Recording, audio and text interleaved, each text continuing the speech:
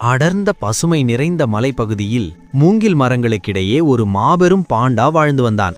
மற்ற பாண்டாக்கள் எல்லாம் மூங்கில் இலைகளை மென்று கொண்டிருக்க, இந்த பெரிய பாண்டாக்கு மட்டும் ஒரு வித்தியாசமான ஆசை இருந்தது. ஒரு நாள் மலை அடிவார கிராமத்திலிருந்து காற்றுடன் சேர்ந்து வந்த இனிய மனம் அவனின் மூக்கை தொலைத்தது. இது என்ன வாசனை என்று ஆச்சரியப்பட்ட பாண்டா மெல்ல மெல்ல அந்த மனத்தை பின்தொடர்ந்து சென்றான். அங்கே பச்சை பசையில் என்று வளர்ந்திருந்த கரும்பு தோட்டம்.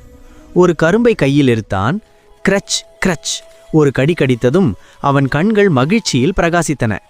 இத்தனை இனிப்பா என்று ஆச்சரியப்பட்ட பாண்டா ஒவ்வொரு கரும்பையும் குழந்தை போல ரசித்து சாப்பிட்டான்.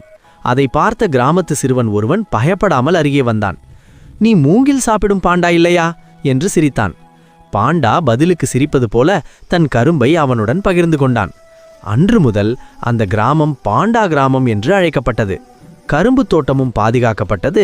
அந்த மிகப்பெரிய பாண்டாவும் பாதுகாப்பாக வாழ்ந்தான். இயற்கையும் மனிதனும் பாசத்துடன் இணைந்தால் இனிப்பான கதைகள் பிறக்கும்.